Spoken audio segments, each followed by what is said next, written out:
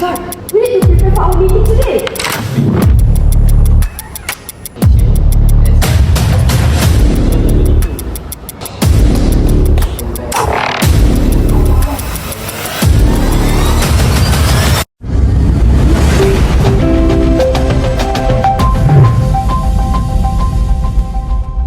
Assalamualaikum warahmatullahi wabarakatuh. My name is Muhammad Hazim bin Muhammad Wazir. My number matric is 2023804526. I am the CFO of this company. My name is Samuel Abraham Pijon and my matrix number is 2023654814 and I am the first analyst. Hi, my name is Adam Akbi bin Nizam and my matrix number is 2023456 and 554. My role is the second analyst. Hi, my name is Surah Aishira binti Muhammad Yahya. My matrix number is 2023675524 and my role is analyst 3. Hi, my name is Aisha Frizana binti Muhammad Izwan and my matrix number is 2023681536 and my role is analyst 4. Oh my god, boss is coming. Sam, we need to prepare for our meeting today. Seriously?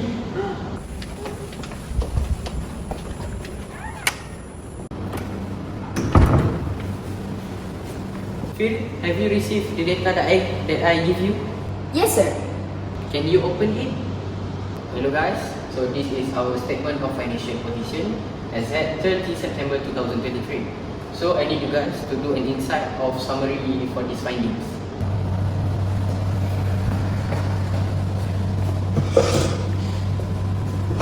So guys, can we start now? Yes. Sir, can you give us some minutes for us to do a summarized point for this financial position? Yes, you can.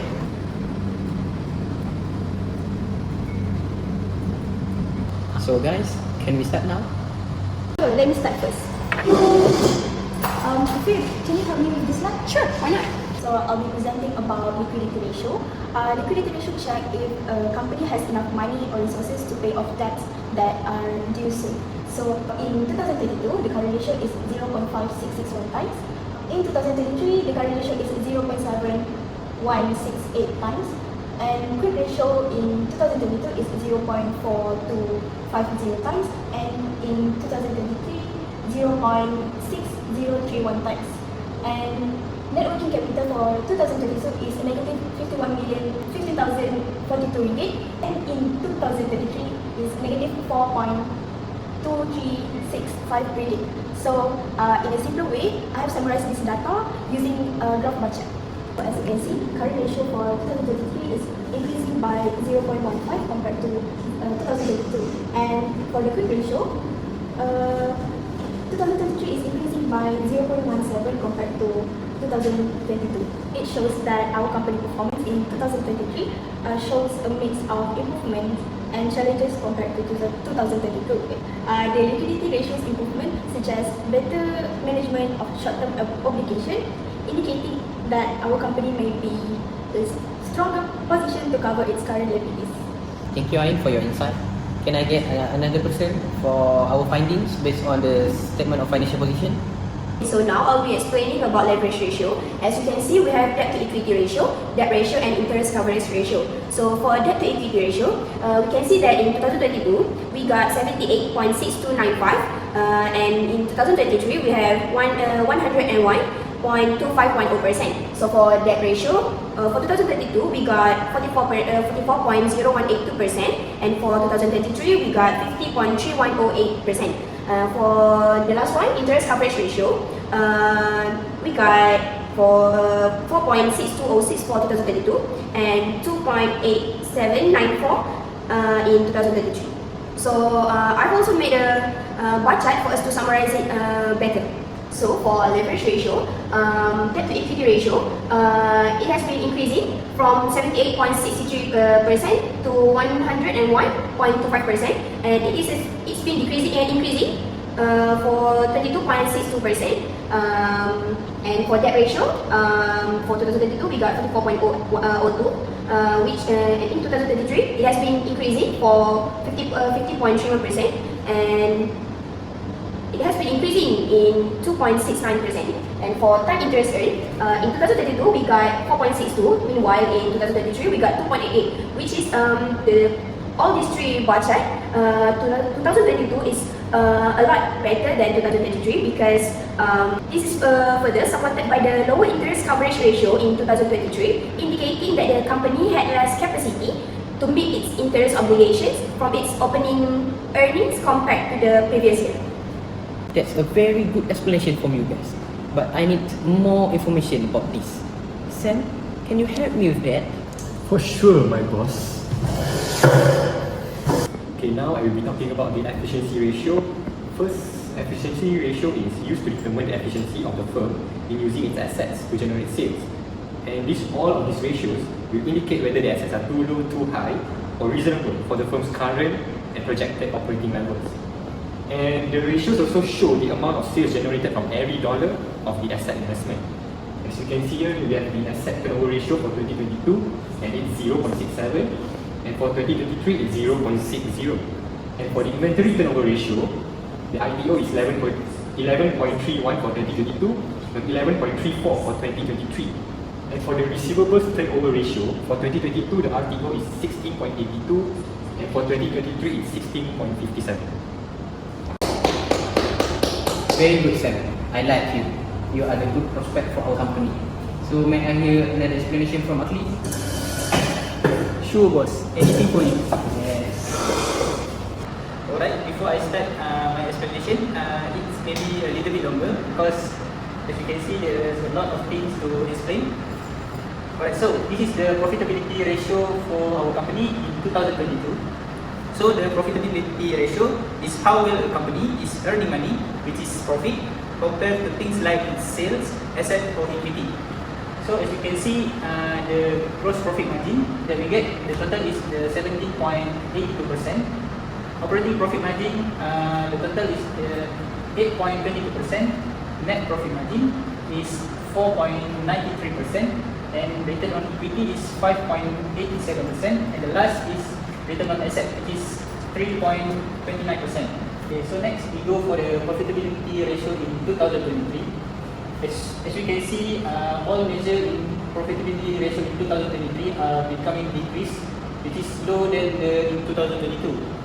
As you can see, the gross profit margin that we get, the total is 17.64%. Operating profit is 6.52%. Net profit margin is 2.59%. And return on equity is 3.12%. And the last is the return on asset, which is 1.55%. Alright, so I'm already summarized it into the bar chart. Alright, so basically I already simplified my information into bar chart for us to make you guys understand about my findings. So as you can see from this bar chart, our company has recorded a worst performance under all measures. The gross profit margins and net profit margin in 2022 are at 17.82% and 4.93% respectively, as compared to 70.64% and 2.59% in 2023. This shows that the company is getting worse, and also the company is less efficient in generating more return and profit from its operation. Next, the return on assets and return on equity in 2023 is 1.55% and 3.12% respectively. Too low for every 1 ringgit of investment in the firm equity compared with 2022.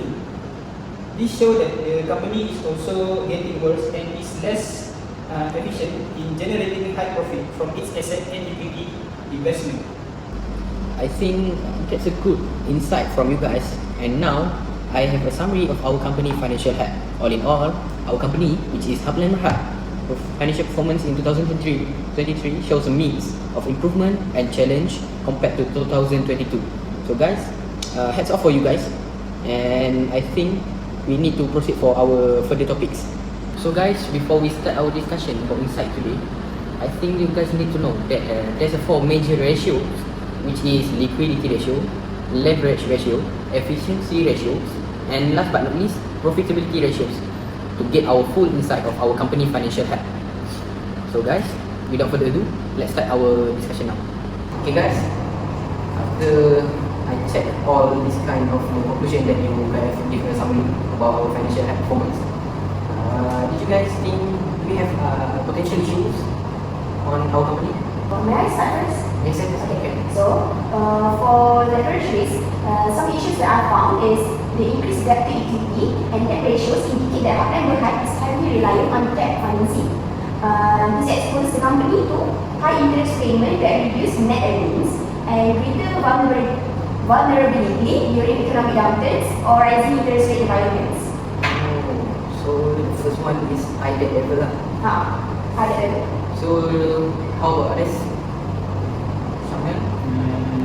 We also have an issue about inefficiency in asset and receivables management. Yes. And our issue is the decline in asset turnover and receivables turnover ratios that indicates inefficiency in utilizing resources and buying payments, which can lead to reduced revenue generation and also constrained cash flow due to delayed payments from customers and inefficient use of capital tied up in receivables or other assets. How about this? While liquidity improved in 2023, increased debt servicing requirements could erode the company's ability to make short-term operation, leading to payment delays to creditors or suppliers, increased borrowing to cover working capital needs, and risk in insolvency if obligation becomes unmanageable. How about it? Okay, so the overall weaker profitability in 2023 reduced the company's ability to invest in growth, service debt, and reward shareholders. Persistent low profitability may result in loss of investor confidence, limited operational flexibility, and potential cash flow shortage during periods of high expense or low revenues. I think that's a good insight. So there's a lot of issues if we not overcome this problem. So, but I feel attracted to high debt level because our company is nowadays is on the duty to expand our company. So we need a lot of money. That's why our company punya net working capital management is negative because we use a lot of money to cover up our costs.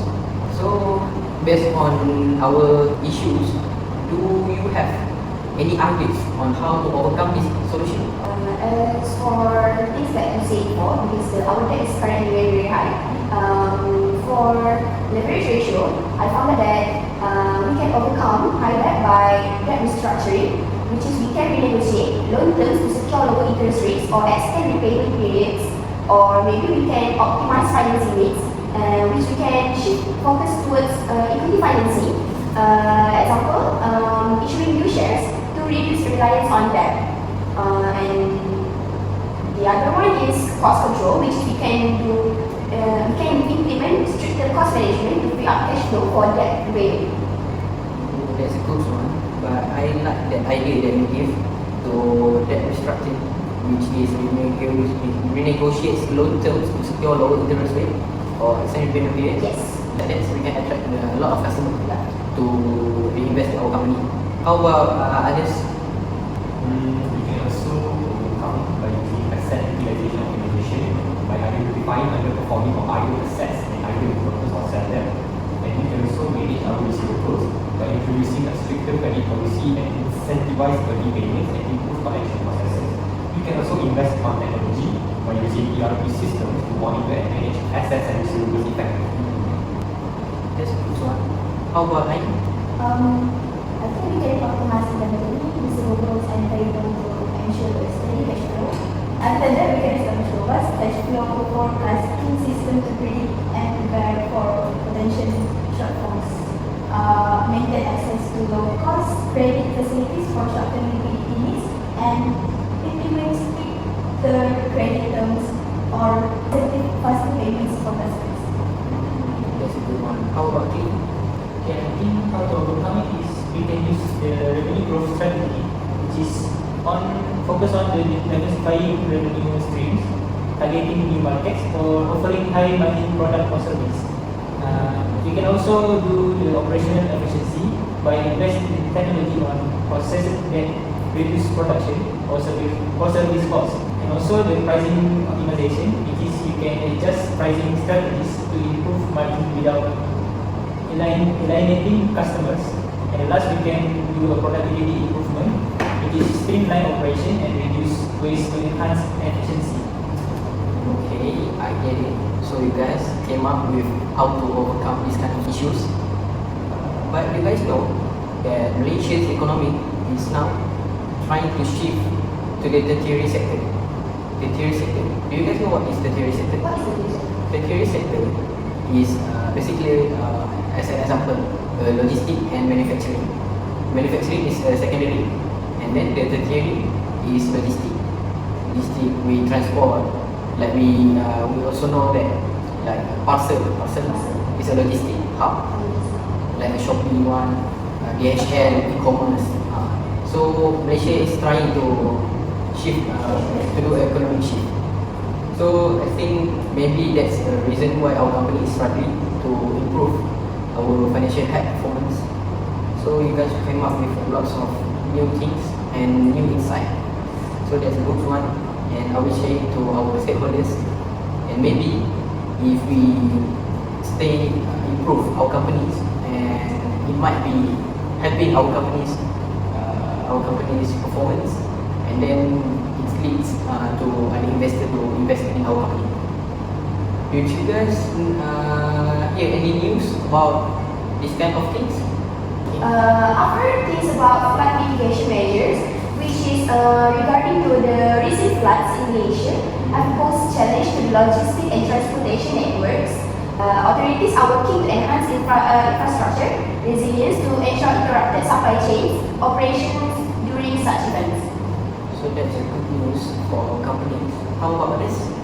Boss, I heard something about rising e-commerce demand, which is the logistics industry continues to grow due to surging e-commerce activities. Companies are adopting innovative technologies to meet the rising demand for efficient delivery service. The Malaysian Competition Commission is monitoring the sector to ensure fair practices and encourage a competitive environment. So that's from you. Did you guys know that our company, which is Heartland Pride, most likely in line with the sector e-commerce? Like now, we have a TikTok shop. It is the example of e-commerce product or e-commerce service. So that's a good sign for us. How about Akil? There are also news about the expansion of port facilities, which is Malaysia is investing 39.6 billion in expanding West Port Terminal facility, CT10 to CT17 under 58 years concession agreement. This development will increase its handling capacity from 14 million to 27 million TEUs by 2082, solidifying its position as a key logistic hub in the region. So that means Malaysia are becoming like old Melaka, Kesultanan Melayu Melaka. No? Kesultanan Melayu Melaka is one of the biggest logistic hub on the nation, and at that time. So do you guys Malaysia will become like that? Of course, it's Malaysia. Yes. Because it shows that Malaysia is positioning itself as a regional logistics powerhouse, leveraging its strategic location and robust infrastructure. And this also shows that Malaysia is experiencing significant developments in strengthening its global competitiveness. I think that's a good one. And if Malaysia can do this kind of things, will help to improve our relations to the worldwide. So the investors will come to us. So that's a good sign from you guys. I think all idea you guys give for me is very useful, and I have summarized my findings, and our objective for this meeting is completely achieved. So guys, let me pay with a bonus or something else. Are you guys lapar? Yes. I am very happy. So I think we can start now to prepare ourselves and then go to Taiwan. Slay. Okay, let's go now.